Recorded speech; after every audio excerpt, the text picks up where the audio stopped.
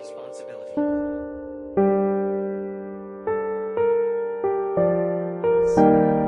Finishing this fight.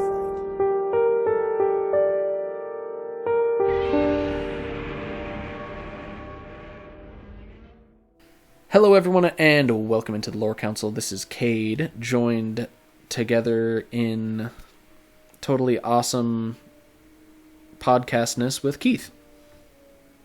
Greetings and salutations. Yes sir, yes sir. So if you haven't figured it out by now, by the title of this video, we are going to be going over the movie Godzilla vs. Mothra from 1992. The classic, everybody's favorite Godzilla movie. Yeah, it's certainly a Godzilla movie. I think it's like it's pretty mid. It's like it's in the middle. It's not amazing. It's like nothing like to write home about, but like it's fun. Kind of. I watched it a really long time ago and I don't remember it being like bad. But I managed to just forget everything about it, and then upon rewatching it for this review, well, I did not like it. Like the first time I tried rewatching it, I think I got halfway through and I was nope. And then second time I made myself watch it, and the fight scenes are good and everything, but I just don't like the story very much. Yeah, it's not like it's not one of the better ones. I mean, yeah, I think all the designs and the way that they're done, but the kaiju they all look great. This era of Godzilla, I think, has like probably one of my favorite designs to them. And right, Godzilla looks good, when he's on screen, but he's not exactly like the star. It seems like he's not really the star of the movie. No, he kind of just shows up. Yeah, so essentially, this movie came about because I believe it originally started as a different project for Godzilla. They had a couple different ones, but they wanted to reboot Mothra because Mothra is like is very popular with like the Japanese female moving-going audience, and at the time, children and women made up the majority of moviegoers in Japan. So they were like, well, let's hit that demo, and they did. And if I recall correctly, this was actually a pretty big success, like financially in Japan. So they followed the money, and it is they made them a bunch of weird, made them a bunch of yen. Weird little niche audience there, I guess. Yeah, well, it's not exactly a niche audience, if it's the majority. So No, sure, but like find your niche audience and then do the thing. yeah, and they certainly did do the thing. This movie was directed by Takao Okawara, and of course it was, obviously it's a Toho Godzilla film. And then I think it was also distributed and dubbed into English by TriStar Pictures. Did you happen to watch the Japanese or the English dub? No, I watched subbed, in Japanese. Nice, yeah. I definitely prefer all these like older Godzilla flicks in Japanese. I don't know, it just makes them more fun. You don't have to deal with like the goofy lip syncing. Right, yeah. At least for the the human actors and stuff, you get the original dialogue and acting. So yeah, that always makes it a little really better too. Yeah, it makes it feel a little less like B movie. Right, yeah, that classic, thing, the stereotype where, like the badly dubbed, Japanese person speaking English, which is basically what all the dubbed movies are. Yeah. Oh yeah, literally. Yeah, it does not work super well like going from Japanese to English. But yeah, I suppose like plot wise, I mean, this is definitely. Like you said, it's not like, the most... Not the strongest human plot, we should say, Yeah, definitely not. So, to boil it down, essentially, so this takes place a year after Godzilla vs. King Ghidorah, and it opens with a meteor crashing into the ocean where Godzilla is, like, hibernating, like, recovering from the events of the previous movie. Sure. Yeah, and that essentially serves as the impetus. We also get Takaya Fujito, who is the... A meteor crashes. Yeah, a meteor crashes into the trench. Oh, does the meteor, does that become relevant later? Perhaps. Is that the egg, or is that something else? I think it's supposed to be like the egg, but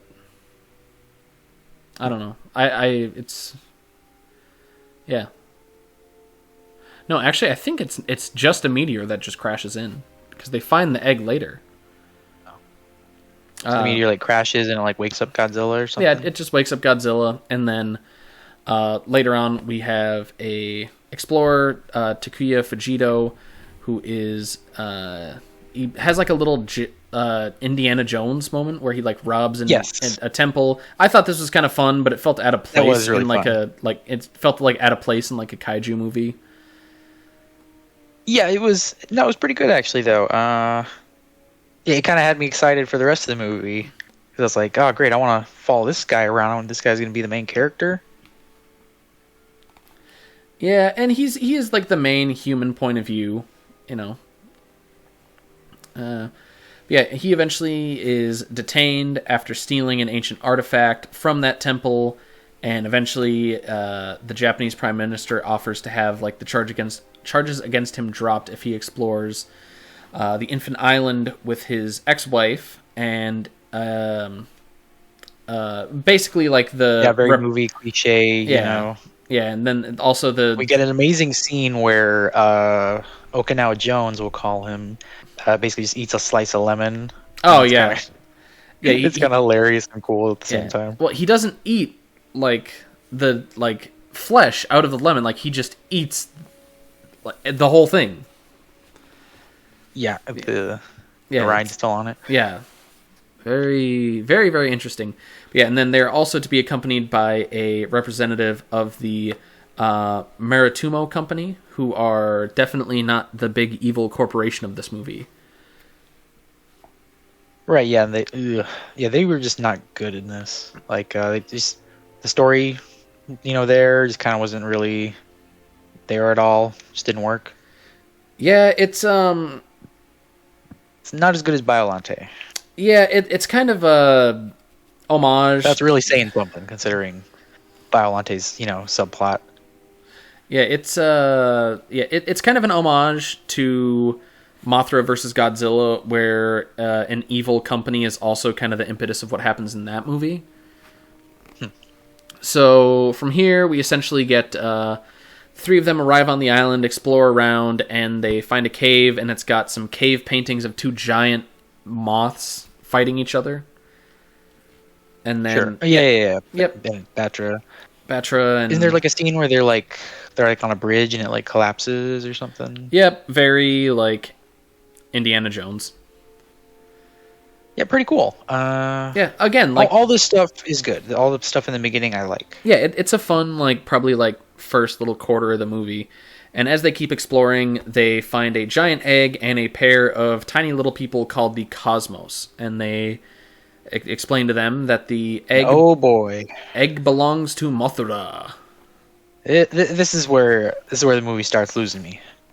Yeah, they basically fill everyone in about how there used to be a ancient civilization that tried to control the climate of Earth, and that provoked the Earth into creating Batra, who is basically a evil Mothra, and he destroyed the ancient civilization. He killed the Forerunners and their weather device. But then he decided to become evil, and he starts, destroying the thing that created him, and then the Earth sends in Mothra to fight Batra, who Mothra eventually wins, and yeah, I don't remember any of that. Yeah, they're basically just explain, but then they also explain that since they've now kind of Mothra's egg has been uncovered, it might awaken Batra, who's still angry that humanity has interfered with the Earth's yeah. And so they're like, cycle. Well, obviously we need to take the egg to Tokyo, to a populated area. That's the thing to do. Yeah. So, yeah, the Maritumo Company sends a ship over to the island and picks up the egg to, air quotes, protect it. And as they're sailing back to mainland Japan, Godzilla shows up and he's like, "Hey, yo, this egg just hatched. It's like, what's this? What's this egg thing What's here? this egg?" And then Batra, who also is a larva at this point, shows up and he fights Godzilla. He basically just looks like a super emo Caterpie with like a giant like horn. Yeah. And he shoots like lightning out of it. It's pretty cool. Yeah, no, it's really cool. All the effects here, they're, classic Godzilla effects, so they're really fun. And yeah, we get Godzilla, uses some gamma breath. What is it called? Atomic breath. Atomic breath. Yeah, he uses some of that on just everything. He blows up everything. Yeah, and eventually Fight scene. there's a fight scene. It ends up underwater, and then they the battle is so epic that there's like a basically in like the sea floor they like create a giant crack in it that swallows the two, and everyone's like, "Oh my god, Godzilla's finally dead. He definitely won't show up, even though we're only halfway through the movie." Yeah, and Godzilla and And Batra Batra. basically just Godzilla basically just disappears for like the rest of the movie, right? Yeah, pretty much until like the end. Did Batra have like a scene before this or something where he like attacks Tokyo, or is that later? No, that's later. Later, okay. Yeah, but yeah, then So Godzilla just gets zerped out of existence, but then Batra somehow comes back. yeah, he just shows up again later. Alrighty. He's a kaiju. We don't need an explanation. But yeah, All so we need is kaboom. kaboom. But yeah, so from here we get we basically, the main two characters discover the true intentions of the Marumuto Company, because they kidnap the Cosmos and take them to their HQ, where they intend to use them for publicity. Yeah, they're like, oh, we got these little tiny pixie chicks here. Let's I don't know, let's get them some doll furniture, and we're gonna use them to make our image better. Yeah, it's not great. Like the evil company villains here, like they're not gonna like use them for like genetic testing or like magic powers or anything. Like it's literally just they just want them. Yeah, marketing.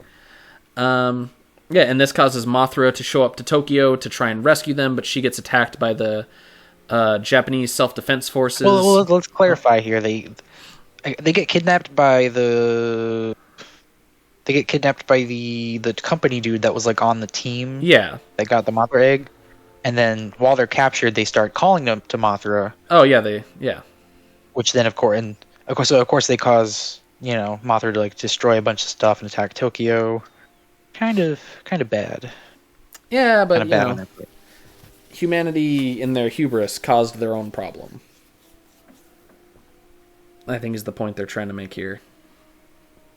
Sure, but also still kind of their fault. Well, I mean, yeah.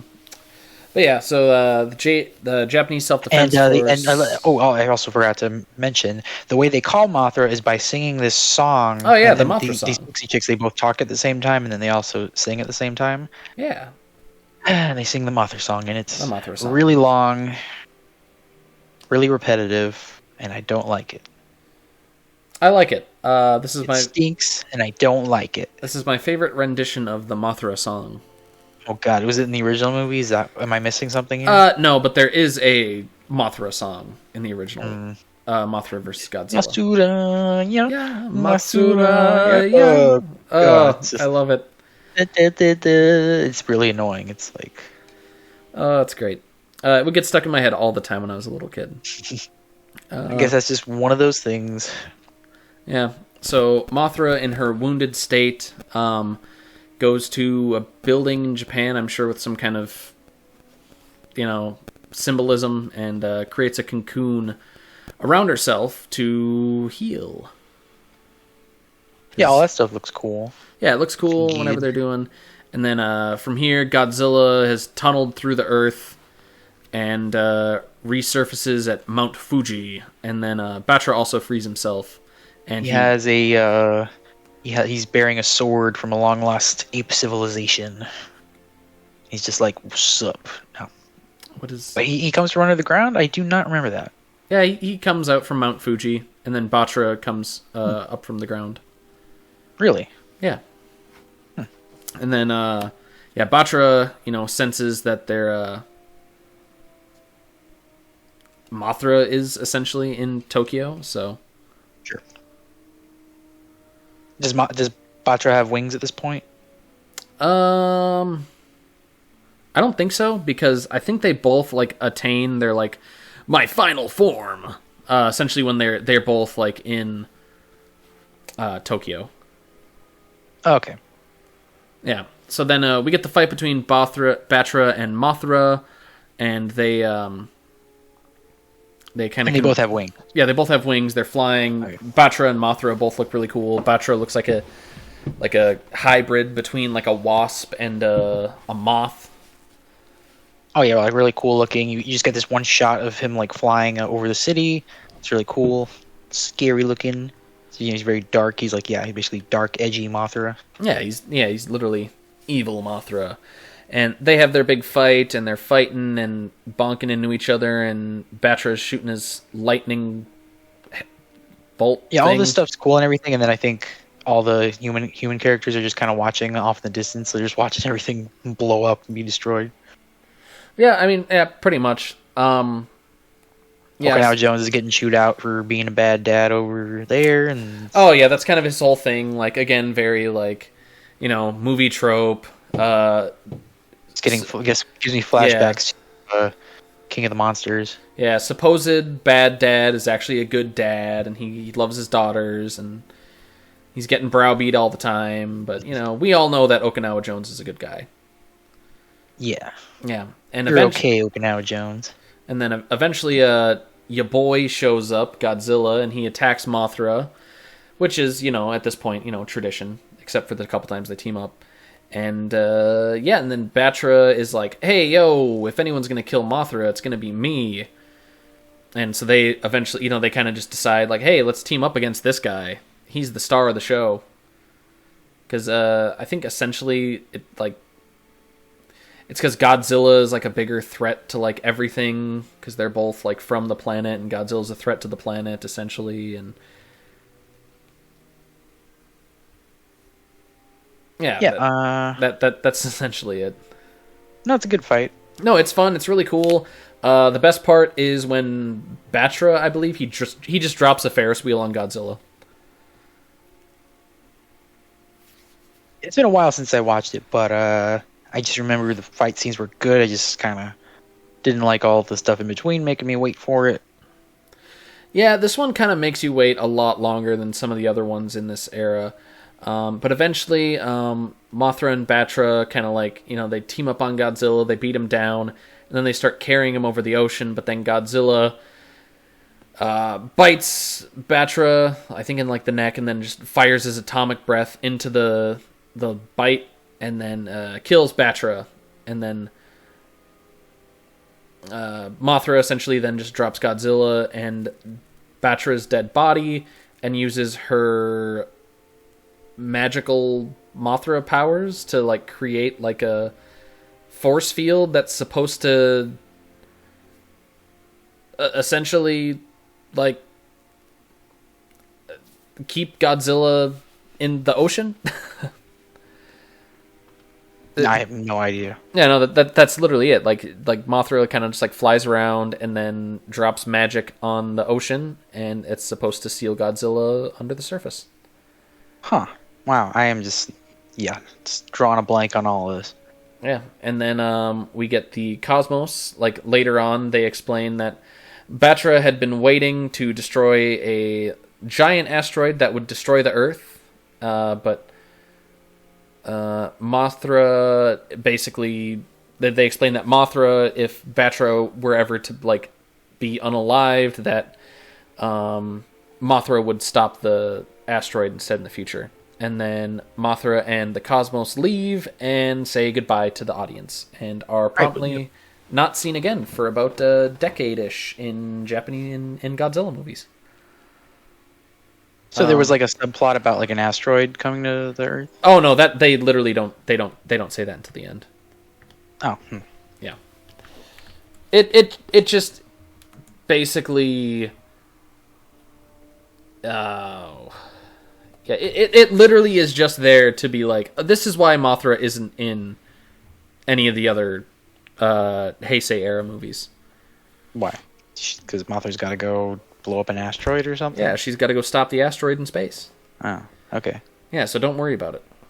Mothra's not showing up again. Alrighty.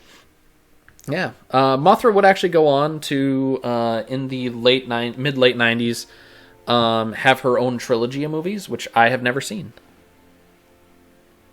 Interesting. Yeah, it's Rebirth of Mothra, Rebirth of Mothra 2, and Rebirth of Mothra 3.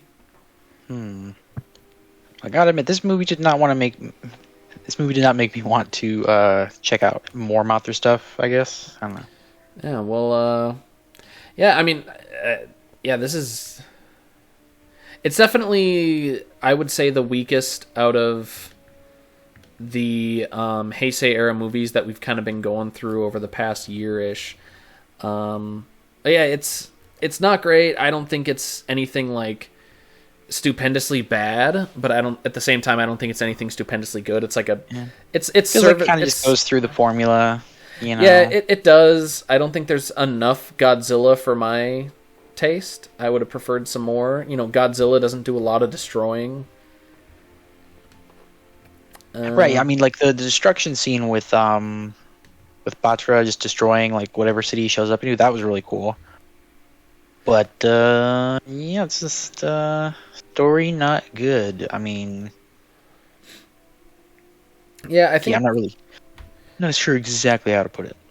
Yeah, I mean, I think the themes of the movie that they're trying to like get across of, you know, you can't trust like big corporations, and that like the preservation of like the Earth's like natural balance are very important.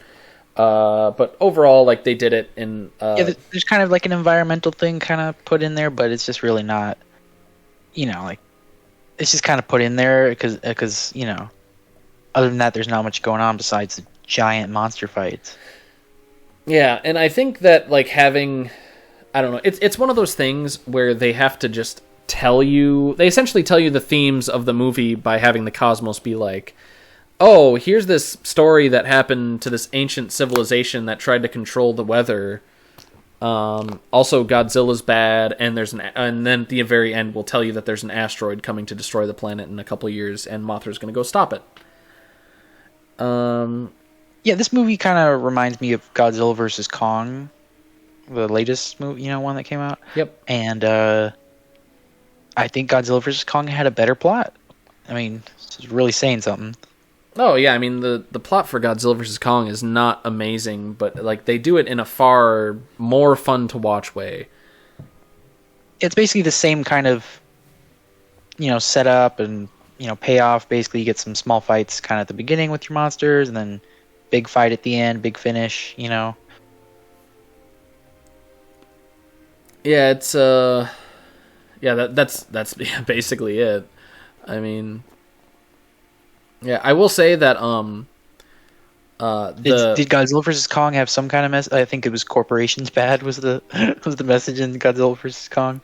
Yeah, essentially, and that it's like a nature versus humanity type thing, you know, with Godzilla and Kong versus Mechagodzilla, and maybe like man trying to tame technology. Well, yeah. Well, man trying to like tame nature through like the wrong means. Kind of an anti-big corporation message because we can't really trust what they're doing.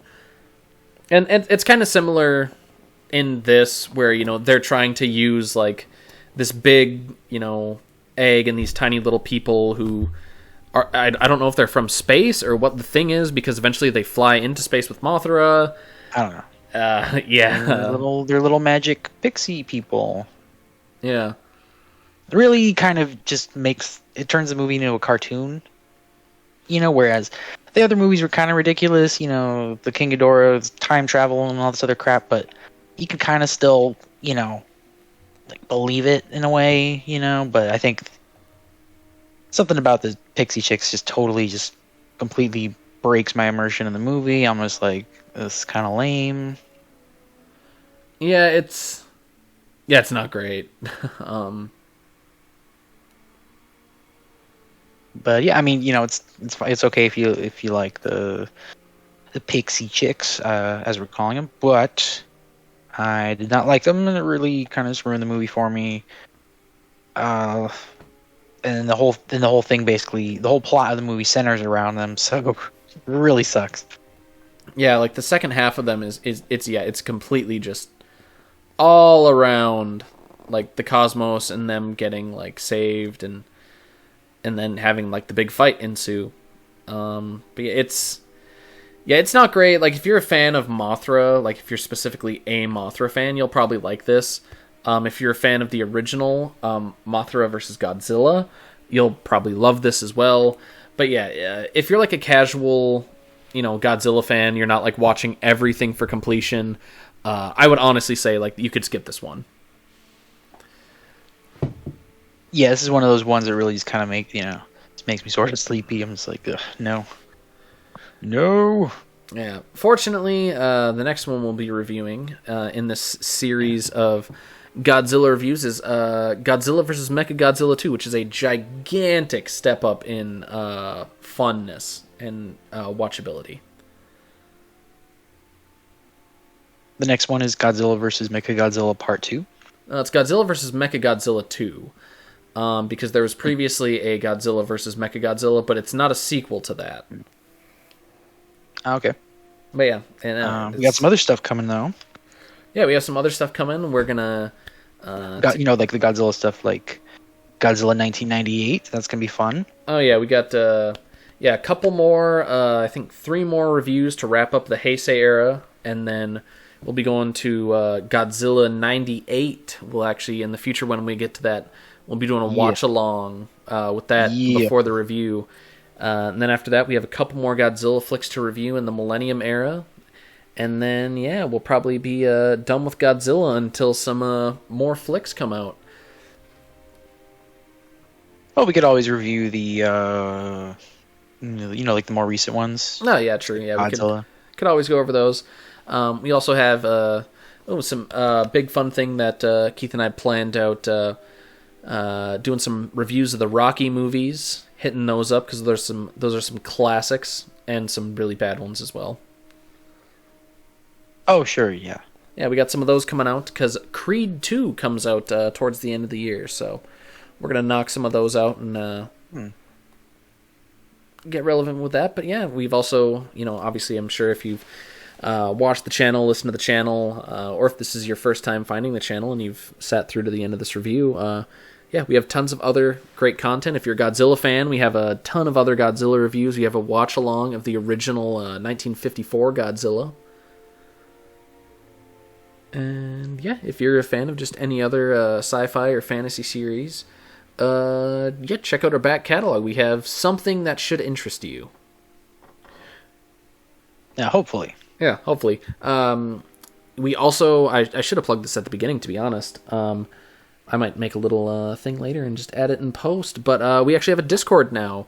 That's in the I believe, About section of the channel. Otherwise, I'm going to start dropping that in the description as well. So if you guys are interested in having any first-hand conversations with yours truly and Keith, you can always join that. Yeah, other than that, I just wanted to say for Godzilla vs. Mothra, I guess it's kind of obvious, but I don't recommend it. For me, this one, I would just say it's pretty skippable. You just skip it. Oh yeah, I'd definitely say yeah. Unless you're watching unless you're going for a complete watch every single Godzilla movie, or you're a Mothra fan, skip it. That pretty much wraps it up for me. And that wraps it up for me. So from us at the Lore Council, this has been Cade, and I will see you later. This is Keith. Later.